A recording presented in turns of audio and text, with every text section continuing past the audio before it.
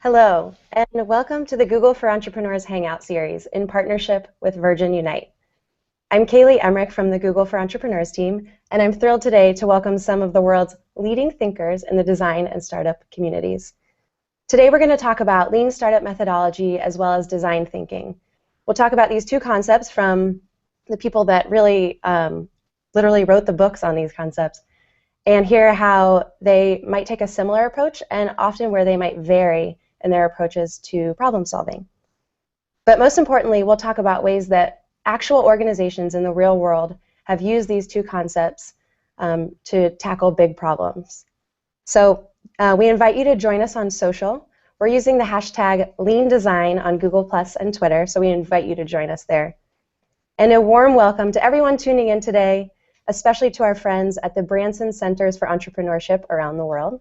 Throughout today's Hangout, we'll be taking questions from entrepreneurs at those centers, as well as some questions from users who have submitted questions on Google+. So without further ado, I'd love to introduce today's guests. First, welcome Jake Knapp. Thank you. Hey, Jake. Jake joins us from Google Ventures, where he is a design partner. Before that, Jake was a designer at Google, where he implemented a process called design sprints, which we'll hear a lot from him about today. He implemented those design sprints for teams like Gmail, Chrome, and Google X. And interestingly, Jake was actually one of the first designers on Google+ Hangouts. Yeah, I was in a closet in Stockholm, a far Yes. cry from this. We've come a long setup. way. Yeah, so Jake will be talking about the design sprint process and how at Google Ventures they have implemented that process with actual startups here in Silicon Valley. So thanks for being here. Absolutely. Yeah. Next, welcome to Eric Ries. Hello. Hey, Eric. Eric is the creator of the Lean Startup methodology and author of New York Times best-selling book, The Lean Startup. As an entrepreneur himself, Eric was co-founder and CTO of InView. Today, Eric serves as an advisor to a number of tech startups, and in 2010, he joined as entrepreneur in residence at Harvard Business School. So, Eric, great to have you with us today. Hey, thanks for having me. And last but not least, a warm welcome to Tim Brown. Hello there. Hi, Tim. Tim is CEO and president of IDEO, one of the world's most renowned design firms, famous for taking a human-centered, design-focused approach. Tim is an industrial designer by trade and a frequent speaker on the power of design. So, Tim, thrilled to have you with us today. Thanks a lot for having me. Great. So let's jump in. First, I want to talk about these two different concepts, design thinking and the lean startup methodology, and then we'll get into some of the nitty-gritty. First, Eric, this is a question for you. Can you give us kind of the overview of lean startup methodology, kind of the history and key concepts there? Yeah, well, first of all, thank you for the very kind introduction. And a good way to start with Lean Startup is to mention a few of the things that you were very kind not to include in my introduction, which made me sound very accomplished and like the things that I have done have been a success. But the truth is, as any entrepreneur who's being honest with you will tell you, many of the startups that I have worked on, many of the technologies and products I have put my energy into as an engineer, which is my training, have been failures. And I couldn't really understand why even in the best managed startups, where the founders were, veterans of established companies or had MBAs or really a lot of relevant experience, we still kept having this experience of fundamentally building the wrong thing, building something that customers didn't want, which is really embarrassing and very expensive, and not how it's supposed to happen in the movies. In the movies, you have a good idea, and poof, fast forward photo montage later, you're on the cover of magazines and everything's great. So that was absolutely not my experience. And eventually I had the opportunity to do some companies where we really worked in a different way, a way that was more iterative, more customer-centric, and we'll talk, of course, about those ideas over the course of the Hangout. And eventually I started writing about that. I called it the Lean Startup, borrowing ideas from lean manufacturing and applying them to the discipline of entrepreneurship. And if I had to kind of summarize what is Lean Startup in a nutshell, it's this. A startup is not just what you see in the movies, kids in a garage eating ramen noodles. Okay, a startup is a human institution designed to create something new under conditions of extreme uncertainty. So what defines being an entrepreneur, what defines a startup, is that we don't yet know what's going to work and therefore have to go through a process of discovery, which I think should be a scientific process to discover what the right things to do are. And if you follow that, then that necessarily means that entrepreneurship is the management discipline that deals with those situations of high uncertainty. And that really has been the mission that I've been on the last few years, is try to convince people that we can do entrepreneurship and really all management under conditions of uncertainty in a more disciplined and more scientific way. Wonderful. Thanks. And now over to you, Tim. I know it is a massive field, but can you give us the crash course in design thinking, kind of the end goal of design thinking? Well, I mean, at its most abstract level, design is about crafting the world around us to meet the needs of us as people. That's what the disciplines, the various disciplines of design have emerged to do over, what is now, 150 years of the Industrial Revolution and beyond.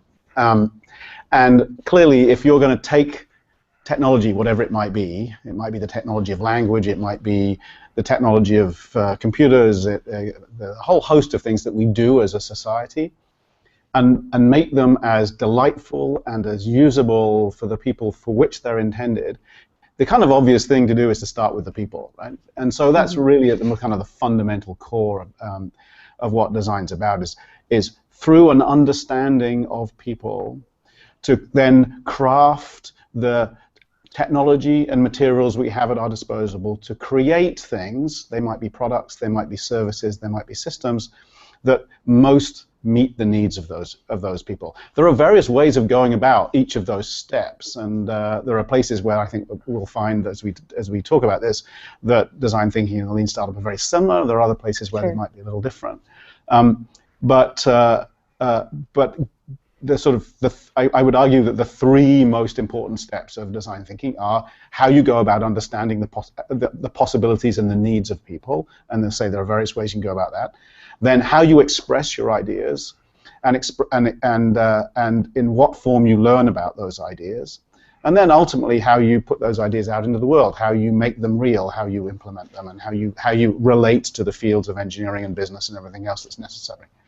So it's at the abstract level a very simple process. At the detail level, a lot of possibilities, a lot of complexity, and a lot of craft that's necessary. A lot of, I think that sometimes we think of design thinking like we do a lot of these methodologies as, once I understand the abstract idea, I can just go do it.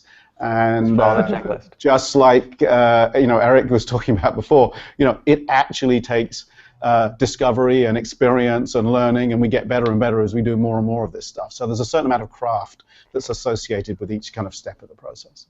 Yeah, absolutely. I think, Jake, that's something that your team really focuses on, the Google Ventures design team. Can you talk about how your team implements these two concepts in real life? Yeah, we're kind of right at the crossroads, the intersection between Tim and Eric, and it's a rough neighborhood. Actually, it's great. It's a great spot to be.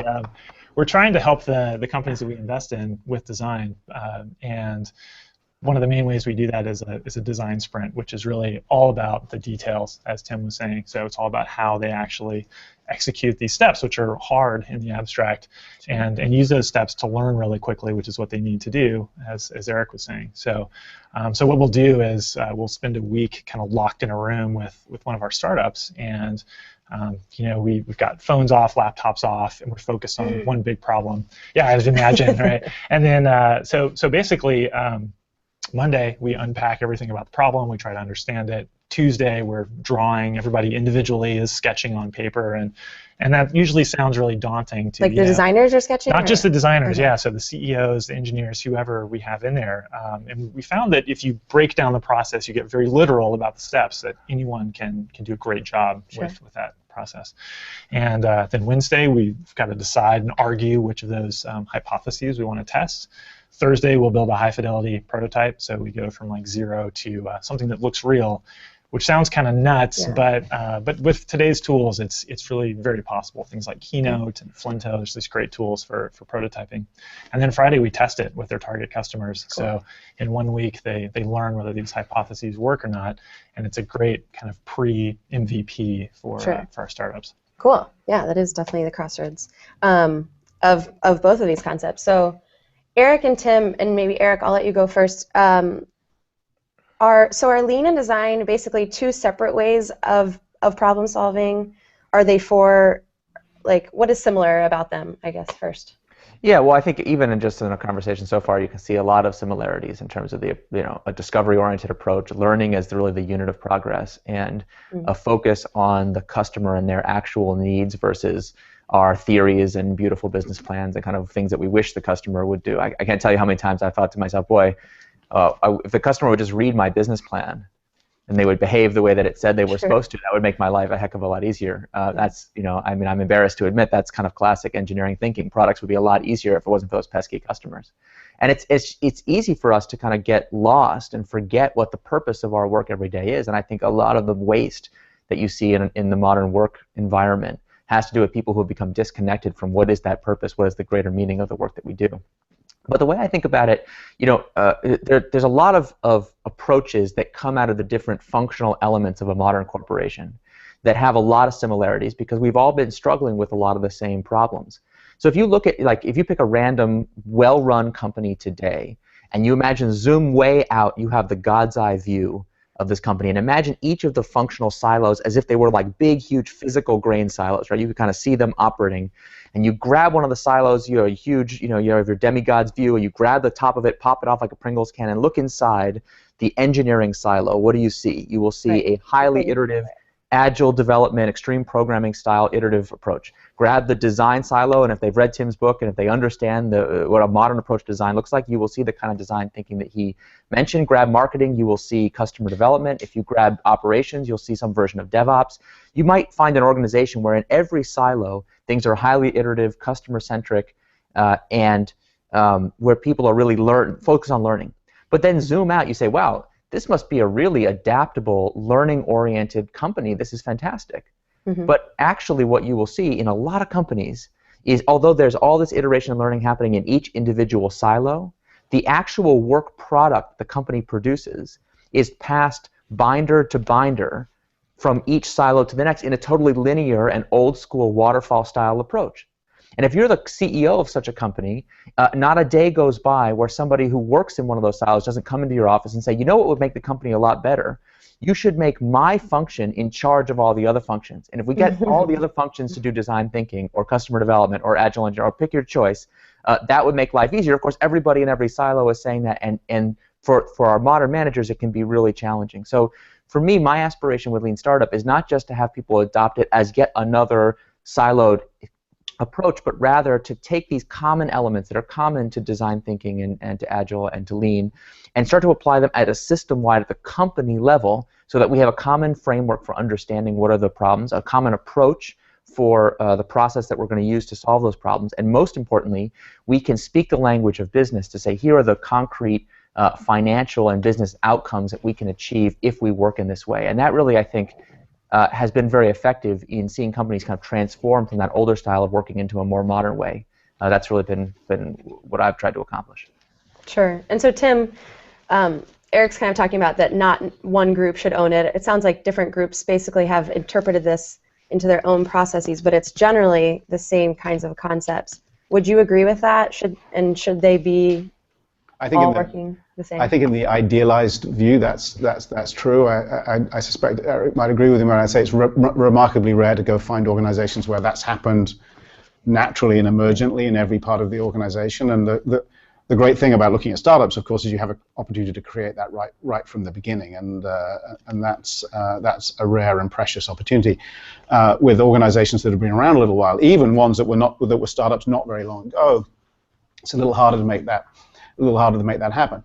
And part of that is because of the sort of natural approaches or skills and disciplines that might be different parts of these organizations. And one of the things I think that's particularly precious about design thinking, and I think you also see it in the best technology-led organizations, the best kind of engineering organizations, is a willingness to think about the future in a sort of a big and open-minded way, and that ability to sort of have confidence that an unknown outcome is feasible.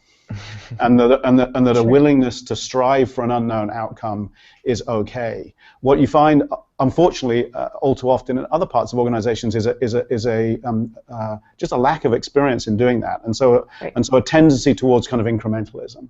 And I think that where I see sometimes organizations going wrong is they interpret both design thinking and lean startup in a very incremental way, where they sort of already know the answer before they ask the question, and that doesn't lead to very much in the way of kind of breakthrough or anything particularly important. So I think the comfort with the unknown, which is a slightly scary world for people to be in, is an important characteristic. Certainly of what I think about the best of design thinking anyway, that I do believe organizations need to embrace if they're going to do things that are truly new. Yeah, I agree with that completely. Sure. Yeah, and we'll talk a little bit later about kind of the concept of pivoting and the courage there to not start out knowing the answer, right? Yeah. Jake, so it seems like lean is more focused on efficiency, design kind of maybe in a greater way values creativity. How do you guys deal with that tension? Is it a tension with startups you work with? I think actually that the word creativity can be a great enemy to design because when people think of creativity, I think often it's like, oh, it's this magical thing that designers know how to do. Yeah, or like in the worst case, you see somebody being creative and you think like the other engineers or whatever, they're like, well, yeah, or they're like, it looks geeky and touchy-feely. It's like Dungeons and Dragons or something. And really, design is problem solving, and there are steps you can take to solve problems, and there's methods that designers use that happen to be like not that weird and not that not that kooky. Sure. So you don't like Dungeons and Dragons? I'm not saying that.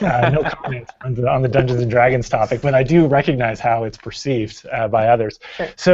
So basically, we want to demystify it, and I think that the tension goes away when people practice design. When you get if we're working with a company and the DNA experts or the physicians or the engineers or whomever, they're actually in there doing step by step, and they realize like, oh, it's just problem solving. Right. It's just making the product. It's making the service that we're all at this company to do. That makes people comfortable with it as something they can actually do in their organization, and it's not like a huge mentality shift. Right. I think that's something you guys have done really well on the design team at Ventures is kind of break this down, and you've kind of open sourced the process to make it accessible for people. Yeah, we definitely want people to not think of design as something that only a specialized group can do. Yeah. We want to just make it concrete and specific, and that's kind of our mission for our companies and for anybody else who wants to join. And I remember you said it's online. What is it? Yeah. So gv.com/design sprint. I'll try to say that URL as many times as possible. It's a series of posts that we've written that describe how to run a week-long design sprint every step of the way. And we've heard from a lot of companies, even ones that we've never met before, who have read this and run it. Both at big companies and startups. So awesome. Yeah, totally check it out. Cool. And so this is a question off of Google Plus from Rafi Brill. This is a question for Eric. Hey, Rafi. Hey, Rafi. Is there a clear difference between the prototype from design thinking and the minimum viable product, MVP, from the lean methodology? Can you think of a prototype as an MVP, et cetera? Yeah, I mean, I really try hard not to get bogged down in semantics. And people always say, is this thing the same as that thing? The truth is, what matters is not what you call it, but what role these concepts play in the work that you do every day. So here's my understanding of a minimum viable product, and I've worked with companies where they have adopted the term prototype to mean what I'm about to say, and I've worked in other companies where the term prototype has come to mean something so specific it's actually the enemy of what I'm about to say. So again, terminology, whatever, but the critical thing is that once you have formed a hypothesis about what you think is going to happen in the world, the key idea is to put it to the test as soon as possible. So not 5 years from now, not 10 years from now, not 6 months from now, but today, as soon as humanly possible, to get the initial validation about whether your idea is good or bad. And so we call it the minimum viable product, the smallest amount of work necessary to start that process of learning. So sometimes an MVP is a smaller or reduced version of the product that you intend to build. And that's true often, especially in not just software products, but industrial products. I was thinking about a company that I was working with recently that was making a big, heavy piece of industrial equipment where the initial plan was to spend 5 years designing the most efficient, most incredible version of this multi-$100 million process. I mean, it was going to be a very elaborate development process. Of course, it was worth the investment because this is $1 billion or more market opportunity for the company. And the reason it was going to take so long was that they had loaded up the team with requirements. It had to be able to be used in 5 different customer segments, in different territories all around the world, in different environments. It was really a complicated engineering problem. But of course, by waiting 5 years until the engineering is done to start selling the product, you don't have the opportunity to learn, well, do customers even want to buy this product? What are the distribution challenges? What is the right business model under which this thing should be sold? What's the service contract? I mean, I could go on and on about the hundreds of assumptions, what we call leap of faith assumptions, that don't get tested until 5 years from now. And so working with this team was quite skeptical, you can imagine. I'm a software guy from Silicon Valley. These are hardcore industrial engineers. They're like, what is this minimum viable product? You wouldn't want to fly in a minimum viable airplane, you know, that kind of attitude. Like what we talked about, well, what if our goal was to learn those other assumptions, if we took those things to the test, how could we do that a little bit sooner? And we started to say, okay, well, instead of producing thousands of these very expensive pieces of equipment, is there a way we could produce just one individual unit and sell it to one customer in one use case and start to learn. Anyway, the engineers are like, well, maybe we could do that kind of a prototype in about a year, because prototype for them meant a working piece of equipment that met the specification, but that didn't necessarily have all of the testing and supply chain in it. But then we started to talk about, okay, a year is pretty good. Much better to start learning in a year from 5 years, but how can we push that further? And one of the engineers said, you know, there's actually an existing piece of equipment in our product portfolio that with some modifications could be used in one of the 5 use cases that we have in mind for this product. And we could modify it, and we started talking about how long that would take. It's like, it'll probably take 60 to 90 days. And I was asking, this is the context of a workshop, does anyone in this workshop have an idea of a customer might be willing to buy that? Like, so I'm getting pretty excited. Here we have a team that's going to go from 5 years to first learning to 90 days to first learning, and things are going really well until one of the senior executives who was participating in this workshop, who was really not having a good time and was not a happy camper, interrupts me to say, I'm sorry, but what is the point of selling only one product to one customer in one use case? You've taken my business plan and you've taken 80% of the value out of it, because now we're only going to be in one use case, and you've taken all the scale out of my business. We were going to sell thousands of these, now we're only going to sell one. It's ridiculous. And that, I think, is really the crux of the issue. Whether whatever we want to call methodology, all that stuff aside, fundamentally what I said to him is what I say to so many entrepreneurs. If you already know what's going to happen in the future, then you're right, there's no point. Because innovation is easy if you can predict the future. And at first he was like, oh good, problem solved, because he's got a spreadsheet that says what's supposed to happen over the next 25 years, and he's made this plan, and he thinks he knows what's going to happen. And then his colleagues luckily were like, wait a second, how? You're telling me that in order for this innovation to work, we have to be able to forecast what our industry is going to look like in the year 2025? That's ridiculous. A much more reliable approach would be to try to understand what are the leading indicators of those changes and trends that we can learn about, not next year, not 5 years from now, but this year, immediately today, right away. And that's really what the minimum viable product is. It's that initial experiment designed to test those leap of faith assumptions and help us understand what's really going on in the world, not just at the whiteboard. That's an awesome example. Pretty cool, especially to see it not just in software, but with like industrial design. Yeah. I wish you could see this piece of equipment. I'm trying to protect the anonymity of the company in question, but you could see this thing. It is a beast. And for people who say this is only for software, only for Apple products and stuff, that this is we have to take these ideas to some pretty unusual places. Sure.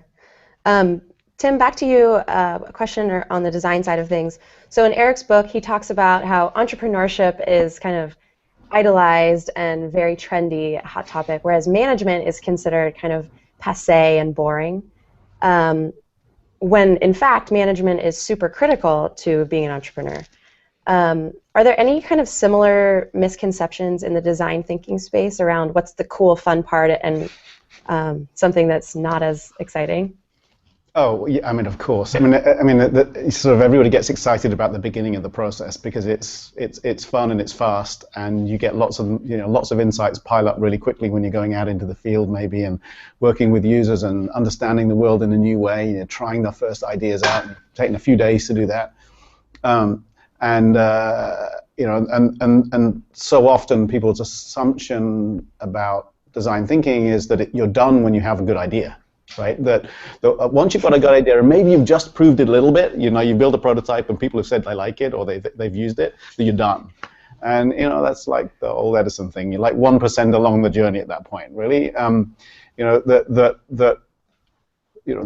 kind of so much of the common language, I think, between design thinking and Lean Startup is this idea of iteration. Well, it's there for a reason, because you just keep doing things over and over and over again until you get them right, and that's hard work. And unfortunately, one of the sort of approaches to management that we've taken for the last few decades has been a very linear approach to the idea of how things get done. Right? That we actually got so good at building products for the sort of consumer.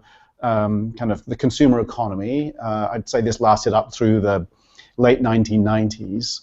We got so good at that we could take a pretty good shot in large companies of planning that out in a linear fashion. So we thought we knew the future, essentially. And so a lot of what happened to entrepreneurship in big companies, it kind of went away because everybody thought they knew what was going on and they sort of knew what the answer was. What happened to design is that it got a little bit distant from the realities of the market, and a lot of these iterations were going on behind closed doors, sort of in the lab, without actually getting real feedback. What happened with the wonderful kind of Cambrian explosion that we had with the web was that so much of that was blown apart, right? And so I think there are misconceptions about just how much work you have to do, kind of out in the real world, getting your idea to the point where it really is robust and mature. And there's also a lot of, I mentioned the word craft before, and it's one that I'll probably come back to a couple of times. But there's a lot of craft in that. There's a lot of design in the original idea, but there's a heck of a lot of design in making ideas right, in actually getting them to be the point where they really do work for people, and they also work for the business, and they also work. A lot of noodling is one way to think about it, and so, like great engineers and great designers, they know how to noodle. They love to noodle, but they love to noodle for a reason, because it's how you get things really right. And it's what, for me, distinguishes the great companies that produce sustainable products that really meet needs, is they know how to get that last. Turns out to be it's the last 90%, but everybody thinks about it being the last 10%. Sure. Yeah, and if I could just add one thing, if you don't mind. I mean, just to build on that comment of what Tim was talking about, as well as something that Jake said about creativity, about unleashing the creativity of the people that work in companies. I mean, I cringe even to say such a thing because it sounds so woo-woo and so like fake, like, oh, we're going to put people in beanbag chairs and then they're going to be more creative or whatnot. Or, I mean, people really have a very, I think, very superficial idea of what that means. But what I have seen is that I think Tim's completely right, that we had built up this competency in the industrialized world of this very old-fashioned 20th century style company that could work in this very linear way. And that actually was very effective for a time. And one of the biggest impacts of the web is not just obviously its direct impacts, which of course, I mean, it's made all of our lives better in so many ways. And so its economic impacts, its technological impacts, of course, are immense. But one of its biggest impacts, I think, has been to help people make it completely obvious to almost everybody in the world now that the future is uncertain and that disruption does happen. I mean, it's just become such a fact of life. That conceptual, psychological impact that it has had on all of us, I think, is truly immense, and I hope it's something that we can keep alive as we go forward. So I think that if you look at the way that modern companies need to be built, they can't be built to that old-fashioned 20th century blueprint. I think we fundamentally need a new blueprint of what a company looks like. And to me, one of the things that's so striking about that old-fashioned blueprint is it's missing a core function. Just like there's the functions of design and marketing and engineering and operations and supply chain, there needs to be a function for entrepreneurship. Because even if you have a great R&D lab, even if you have designers coming up, as Tim says, people always think that getting started, getting ideas is the hard part. But every company I meet from 5 years old to 100 years old is overloaded with ideas and tons of people getting tons of things started. The question is, how do you take something from an idea, from a concept, from a prototype, to a hyper-growth, commercially viable, new division, new breakthrough idea, have tremendous impact? That's the discipline of entrepreneurship, and that function is simply missing in most companies. Yeah, here's a really that last 90% that. Yeah, there's a lot of people starting, but who are the finishers, right? Who are the growth? Where are the growth teams? Where are the people who can manage hypergrowth and for whom that's no big deal? The uncertainty that implies is no big deal. It's actually part of their core competency. Who is training people to develop that skill, that craft, that muscle memory to do this new thing? And here's a really crazy part. I work with companies now of a lot of different ages and sizes, and including government agencies and all kinds of crazy people, to do these corporate transformations to help people become more entrepreneurial. And of course, for a company that's 100 years old, they kind of have a built-in excuse. It's old, and there's all this legacy bureaucracy and politics. Okay, that's okay, no problem. But then I also work with these super hot Silicon Valley hypergrowth companies, some of whom are like only 5 years old and already have hundreds or even thousands of employees and millions or hundreds of millions of customers.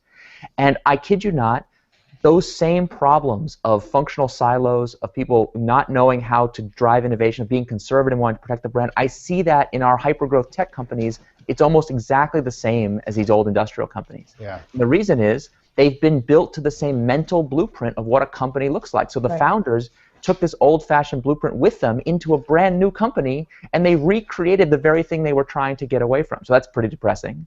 But the good news is it's just an idea in people's head.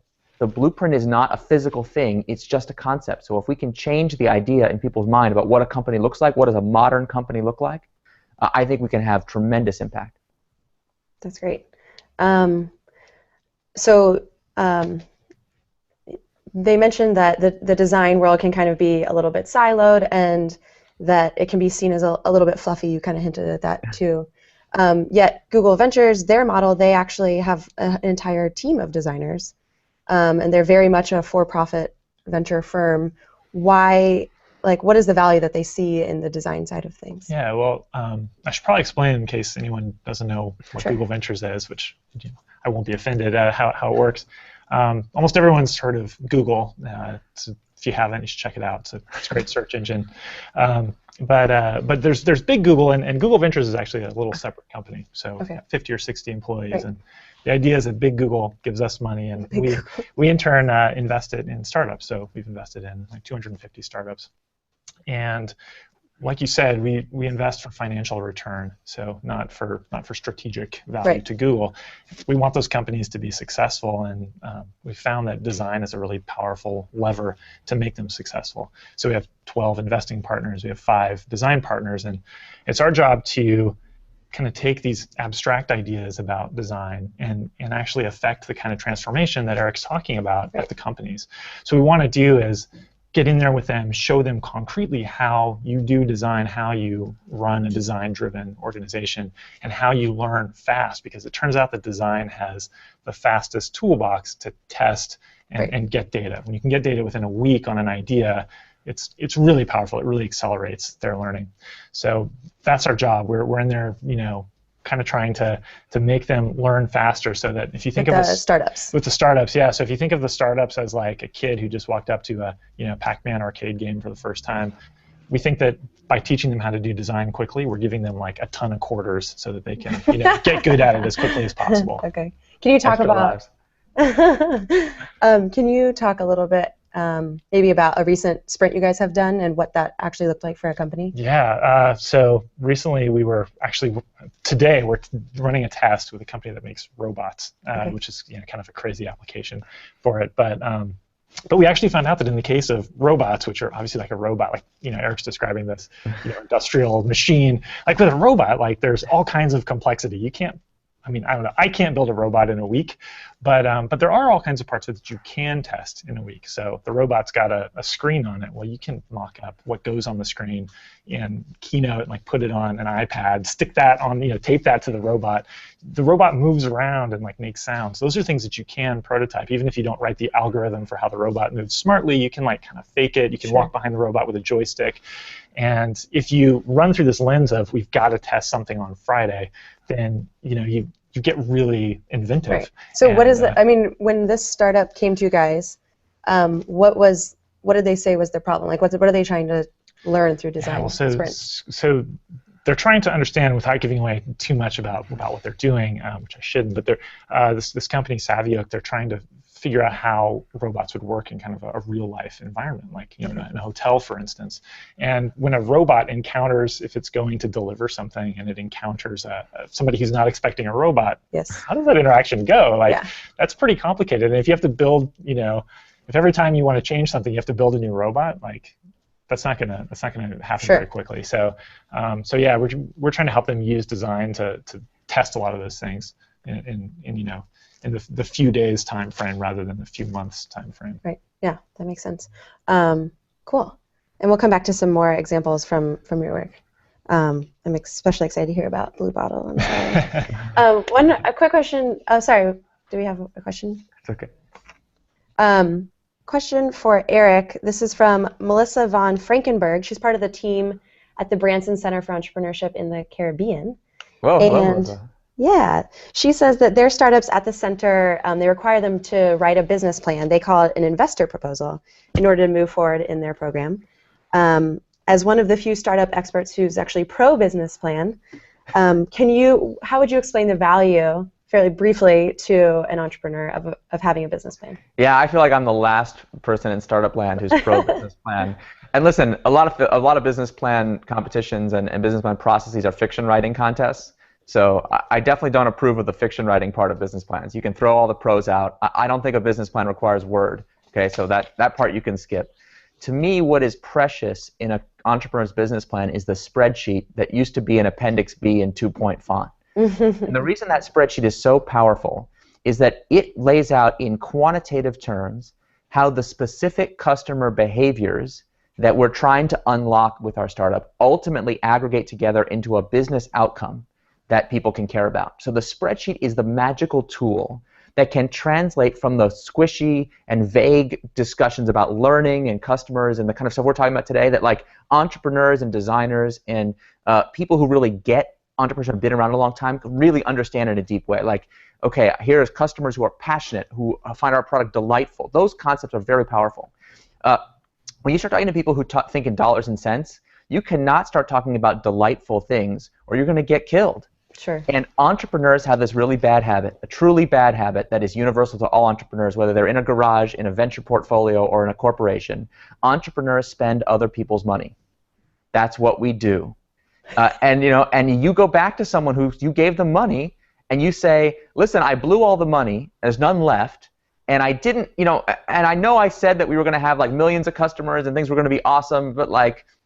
It hasn't exactly worked out that way. I once was doing a venture pitch where I had a graph, hockey stick shaped graph. I was very proud. Look at how we made this graph turn up and to the right, and the venture capitalist was like, "This sounds great. What are the units on this graph? Is this in thousands?" And I'm like, "Oh, I'm sorry, sir. This is in ones. Like these are the actual numbers in the graph. We only have a few thousand." And he was just like, "You want how many millions of dollars for? I mean, right? Where's the ROI?" So at a certain point, every entrepreneur is going to have to face this question of what progress have you made in terms of dollars and cents. And unfortunately, the way it mostly works today is people resort to what I call vanity metrics to try to put on a show, a success theater show about how great they're doing. And I'm sure Jake's been on the receiving end of these pitches many times. You know exactly what I'm talking about, right? All the numbers are up and to the right, and we were in TechCrunch and all this and that. And the problem with that approach is that it creates a terrible incentive to do theater instead of the actual work of understanding customers. So like, I would much rather an entrepreneur go to 100 customers and show that their product is incredibly passionately addictive for those customers. They love it. They have a tremendous reaction to it. Then get 10,000 or 100,000 customers to like kick the tires once and say, no big deal. Sign up, but not active. You're going to show someone a graph where the numbers are up and to the right, up to 100? You can't, like, that does not compute. So the critical thing about a business plan is to show how if we can learn about these customer behaviors, then here's how over time those behaviors can be aggregated into an outcome that people can get excited about. Now, this is a process I call innovation accounting. And as soon as I say the word accounting, like 50% of the people tuning in just tuned out. It's like, oh, God, nobody wants to talk about, we're going to about a creative designer for the beanbag chairs. Like, oh, come on. Accounting, seriously? But listen, I am not kidding around with this. If you want to have an entrepreneurial revolution, if you want to improve the practice of innovation in companies of all sizes, you have to get serious about accounting and metrics. It's just a core part of the discipline of creating the context to unlock that creativity we were talking about before. So first of all, do not try this at home unless you learn the math. Okay? This is not a part of the Lean Startup that you can stick on a bumper sticker. We get a lot of good bumper sticker slogans. You can actually buy T-shirts with various Lean Startup sayings on them, like, go nuts. Innovation accounting has not yet made it to any bumper stickers that I've ever seen. Okay, it involves math, it's tedious, it's difficult, but it is a very valuable part because it can solve this conundrum. It can allow us as a team of entrepreneurs, to prove to our investors, but also to ourselves, that we are actually making progress and that progress is valuable. The problem with learning as a unit of progress, and we all face this, if learning is your unit of progress, every idiot has a story about how much they learned when they screwed up. Okay? In normal corporate settings, learning is like the last excuse. When you're scraping the bottom of the barrel of excuses for why you failed to accomplish your results, the very last thing you resort to is like, well, it was a great learning experience, and we learned so much about it. And as soon as you say that, you're pretty much fired. Sure. Right? Because it means you failed. Right? Learning is a synonym for failure in so many places. So this is a way out of that trap. We can say, look, we don't have a lot of customers yet, but we have over several versions of our product, several of those like mind-numbingly difficult iterations that Tim was talking about. Iteration by iteration, we are improving customer behaviors in a way that is actually very valuable to the future of our business. And here is the deductive evidence why that is like all the way down to the dollars and cents that even a hardcore financial auditor can say, oh yeah, that makes sense to me. Sure. And So it it's is less very, about very the word powerful tool. and a lot more about the data and showing your incremental learning, testing those Yeah, out. it's complicated. There's work to learning this. It's not something you just go do on day one. Sure. But for the teams that have mastered it, it has been enormously powerful. Yep. Yeah, I mean, that concept of success theater is so tempting when you need to be selling to your team, keeping morale up, you know, assuring your investors or whomever else. Yeah. It seems like that's almost your job as an entrepreneur in some ways. But in your book, you talk about, it's very dangerous, but you talk about either coming to these kind of forks in the road and needing to persevere or decide to pivot the team and the concepts. And Jake, I want to ask if you guys have seen in real life any of your, maybe through design sprints or even outside of that, companies decide to take that bold step and pivot. Yeah, I think a lot of times what we'll see is that the fundamental core of the product doesn't always have to be changed. Where you pivot is in the way you explain it to customers and sort of the face of it that customers use. And a really great story recently, we worked with this company called Cluster. And Cluster's trying to do what Eric was talking about, build up a small base of people who are using it passionately before they go to market big. And their idea was to build an app that would let you share at an event. So I go to a wedding and I could share with all the people at the wedding and then, you know, talk to those people. Yeah, and what happens in real life, they found was that, you know, people would do that, they'd share at the wedding, but you know, I don't want to talk to the people who went to my second cousin's wedding for like, you know, 10 years afterwards. Like, it probably was good to see them just that time. So, so they noticed though there's a few users who were just using it like crazy, and they interviewed these people and they found out like they're kind of using the app wrong. Like they're using the app to share photos. Like when they're, you know, it's one great story. This couple sharing photos of their baby with the grandparents, and like I have kids. I don't know if you guys have kids. Like, grandparents have an insatiable desire for photos of babies, like way more than you would put on Facebook or anything. They'll just, you know, they'll look at it forever. And the guys from Cluster realized, like, oh my God, like it's a private social network, you know, where you share differently. It's not about the event at all. Sure. So just a use case. It's a use case. You just went from a use case I couldn't care less about to one I'm very interested in. Yeah, that's right. It's just right down your alley, right, Eric? Yeah. So Cluster, yeah, you should totally check it out. It's on the App Store. Yeah, it's great. Awesome. Android, iPhone. Yeah, I have grandparents who are very eager. Yeah, this is high traffic in my household. So for Cluster, the design sprint was about how do you change the messaging. So you can basically, as it turns out, we learned you can keep most of the product intact, but the front end, the way people come in and the marketing, the way they discover it, if they discover it on the App Store, all of that totally changes when they set up the app for the first time, how they use it, how they see it, and how they think it's going to fit into their lives. That's something that design thinking is really well suited to do, to understand why somebody understands something or not in a way that's hard to get from a real life launch where you're just looking at numbers.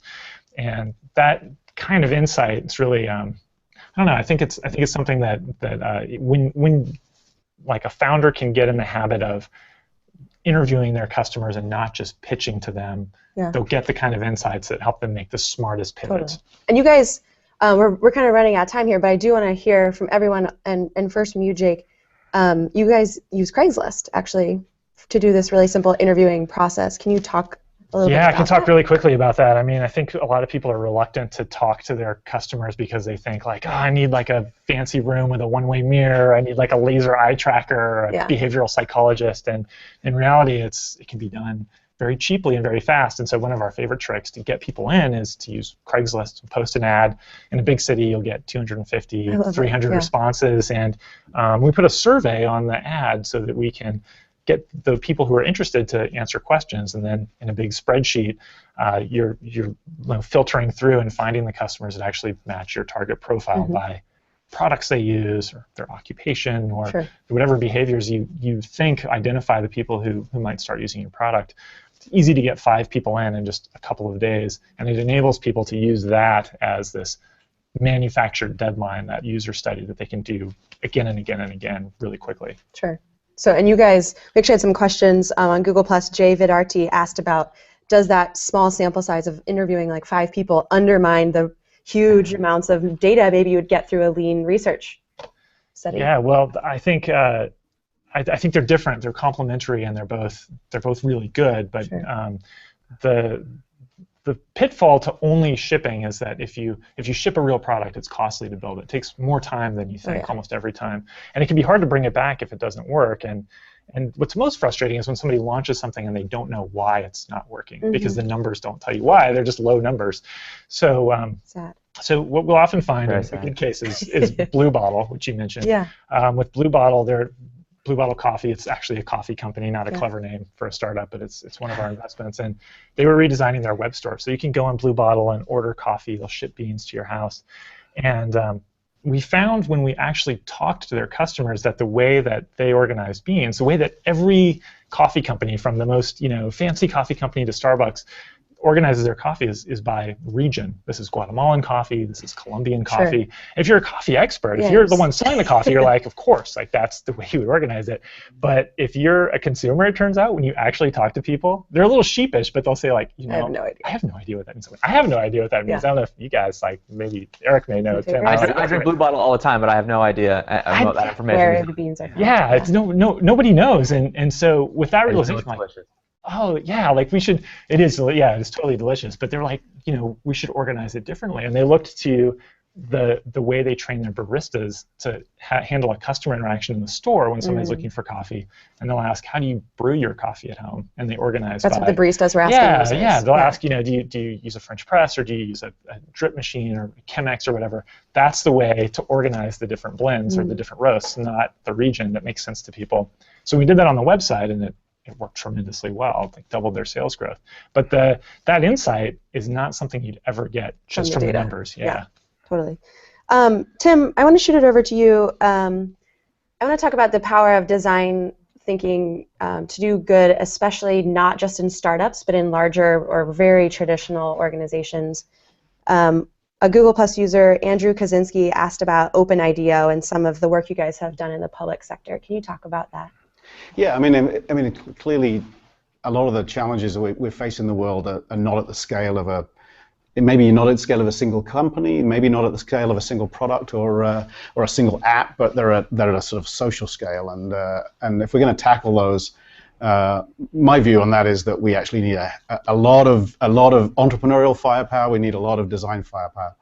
And so, we've been experimenting with that for a while now with this platform called Open IDEO, which is a great place, by the way, if you're interested in practicing your kind of design thinking skills. Great place to go and hang out, because it gives you a chance to kind of participate in different pieces of different challenges. But really, the power of platforms like that is, you can bring 50 or 60,000 people together to collaborate around things like, how do we make the urban centers safe for girls all over the world, or how do we deal with youth unemployment, or how do we create clean water and sanitation in countries that don't have it today? Really big systemic problems, and we're seeing through the power of collaboration, through the power of design thinking, through the power of kind of entrepreneurial thinking that's applied in a sort of an open way, where people are kind of big enough with their ideas that they're willing to share them. And actually, it's sort of interesting evidence of something that Eric was talking about before, that what we've seen is with several of our challenges that all of the ideas on Open IDEO are free for anybody to use. That's the way the IP is set up. But what's happening is that the cleverness comes in some of the entrepreneurs that are then taking those ideas and then going and turning them into little companies, social organizations, whatever it might be, in South America or Africa. And so it's the combination, if you like, of some people contributing to great ideas, and then the right entrepreneurs knowing how to take those and build them. And I think we need a lot more of that if we're going to really make make some progress on some of these kind of less than well sorted out systems that we have today, including things like education and climate change and that kind of stuff. Yeah, kudos to Tim for doing that. I think it's really a very cool initiative. Absolutely. And it's just openideo.com. Openideo.com. Go and check it out. I think there's a new challenge being launched in the next day or two with the Clinton Global Initiative. So awesome. check that out. Great. Cool. And so we'll start to wrap it up here. I wanted to, these concepts can be really big.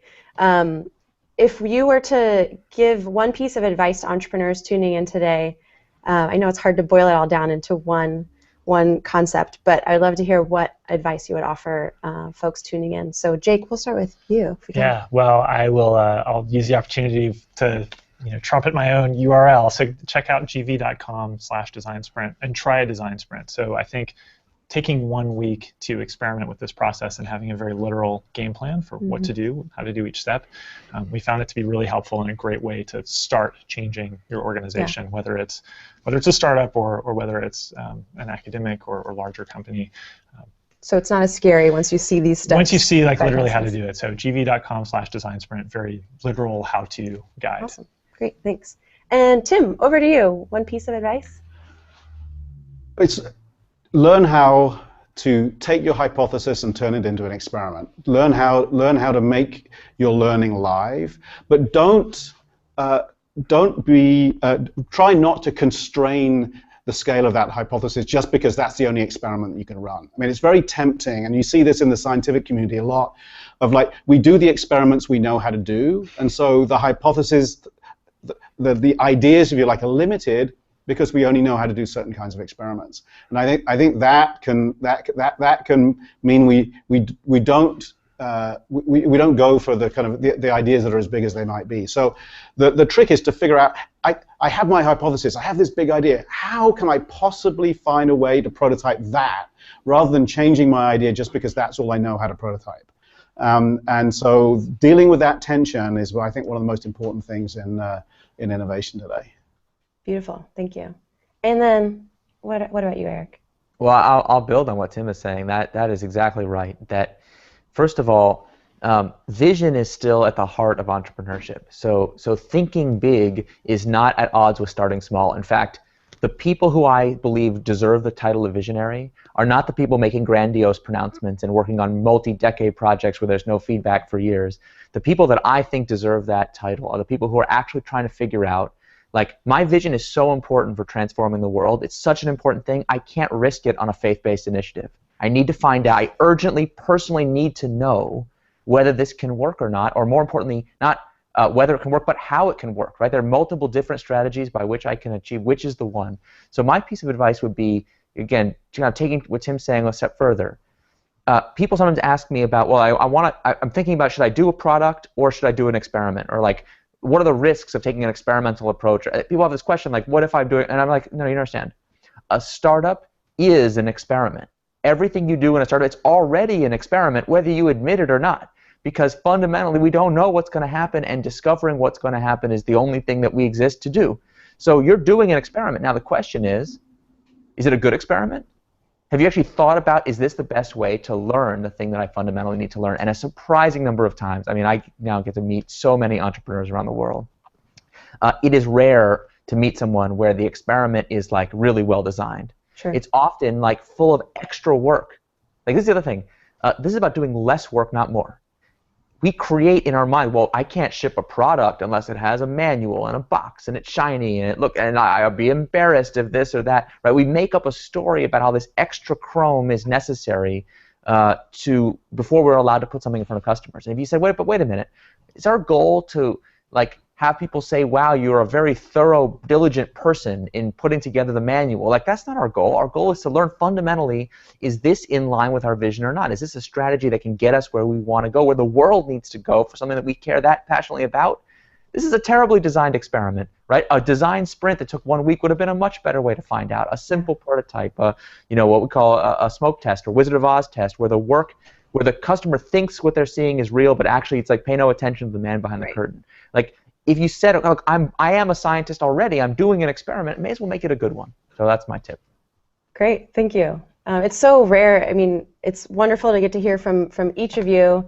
but especially to hear these two concepts, which can be kind of intimidating, to hear them talked about side by side, that they share so much, has been a delight. So thank you all so much for joining us. Tim, thank you for joining us live from IDEO in San Francisco. It's been great to hear about design thinking from you. Thanks for the opportunity. Thank you. And Eric, thank you so much for joining us today, sharing from Lean Startup Methodology. It's really been my pleasure, and good luck to all the entrepreneurs turning in. Thank you. And Jake, thank you for sharing these real-world examples, and I'm really excited for some folks to be able to use your resources online to run their own sprints. Yeah, we cannot advertise that enough. Yeah. Thank you so much, Kaili, Eric, and Tim. Thank you too. Great. So I'm Kaili Emmrich on behalf of Google for Entrepreneurs and Virgin Unite. Thank you so much for tuning in today, and goodbye.